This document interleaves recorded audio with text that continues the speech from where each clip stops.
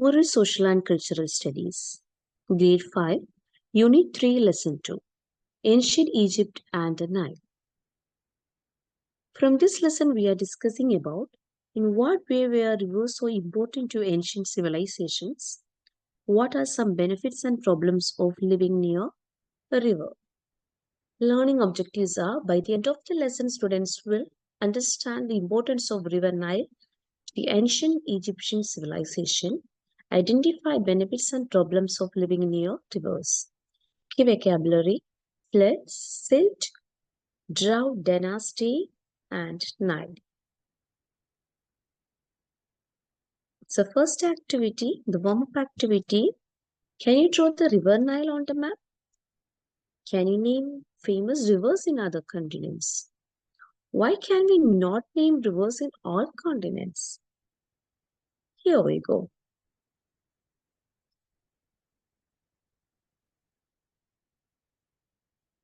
Africa.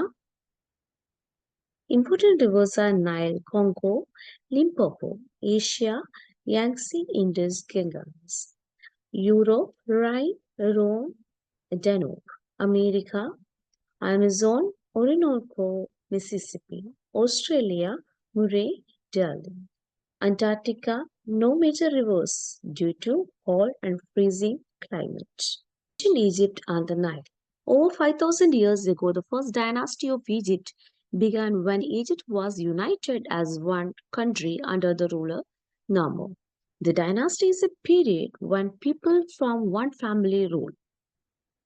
In the Egyptian Museum in Cairo, there is a stone called the Nama plate. On it is carved a picture of a king defeating an enemy of Egypt.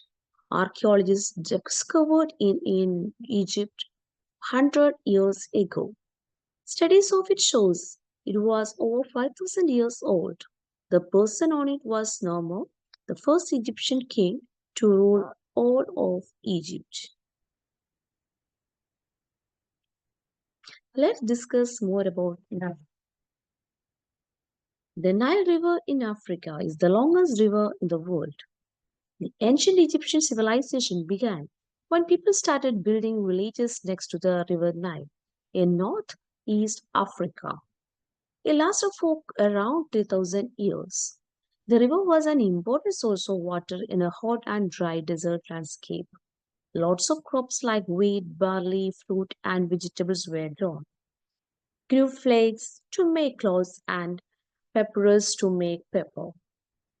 Herodotus, the famous Greek historian, said, Egypt is the gift of the Nile. What he meant was the Egyptian civilization grew up around the Nile River. Memphis and Thebes were the main cities of ancient Egypt. They were both on the river Nile. The river provided ancient Egyptians with their main source of food, fish. It provided an easy way to travel between cities and to bring supplies. Nearly every year, the river flooded. In the summer, rains fell in the high areas of Ethiopia to the south. The water ended up in the river Nile and flowed through Egypt to the sea. In ancient Egypt, this early flooding was called the inundation. Most Egyptians lived near the Nile as it provided water, food, transportation, and excellent soil for agriculture. When we think of floods, we usually think of the problems. For the ancient Egyptians, floods were important. As the river level rose, it went over the river banks. The river watered the ground. As the water level went down, silt, materials carried in a river water, was left on the floodplain around the river. Silt made the ground fertile so that farmers could grow their crops. The river was also a threat. In some years, the flood didn't come, so there was not enough water for plants to grow. The shortage of water could cause a drought.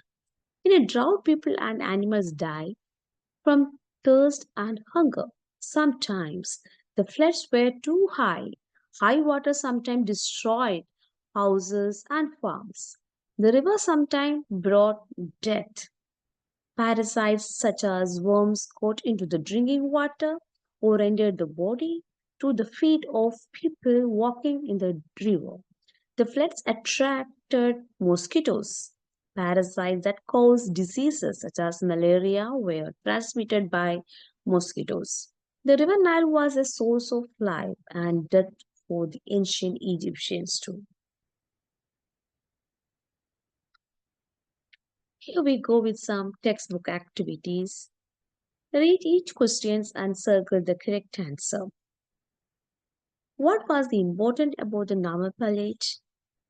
It shows importance of river. It was 3000 years old. Or it pictures the first ruler of unified Egypt. Yes, the answer is C. It pictured the first ruler of unified Egypt. How often did the river Nile normally flood? Every year? Once every 10 years?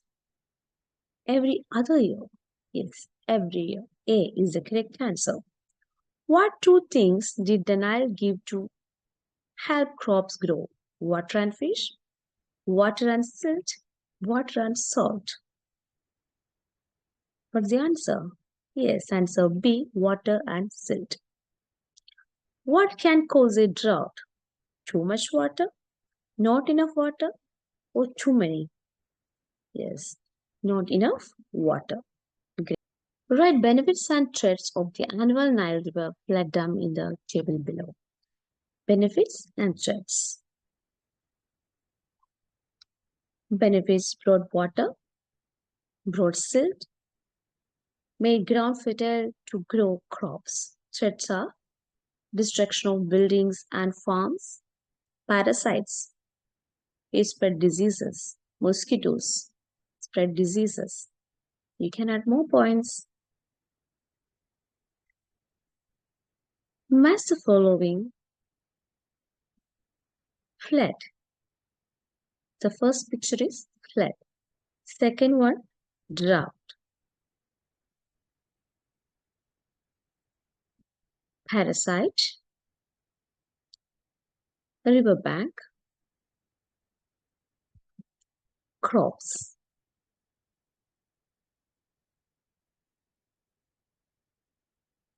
Next, the map activity. Map A shows modern day Egypt at night. Map B shows the geography of ancient Egypt. Use the map, answer the questions. Let's discuss each questions. Map A. Egypt at night as seen from the sky. That's the first picture. Map B. Geography of ancient Egypt. First question. What do the lights in the picture shows us? Where people live along the river Nile and in the Nile Delta along the Mediterranean Sea. How are the light areas in map A similar to the green areas of map B? Generally the same. The areas that are fertile are where people settled and where towns and cities grew. What do the green areas shows us? Areas that are fertile, there are also along the river Nile and Delta. People in the past used water from rivers for water to drink and grow their crops. Discuss and list 4 other ways people use river.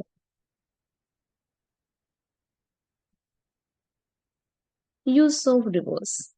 Get food like fishing, travel, boats to move easily between places, energy, water, wheel, and dams, trade, town along rivers could move their goods and products. So, next one also a map activity.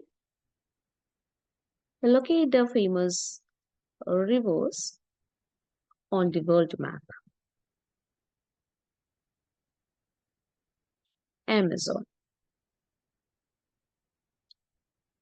Mississippi, Volga, Danube, Ganges, Mekong. Yangtze. Thank you for watching.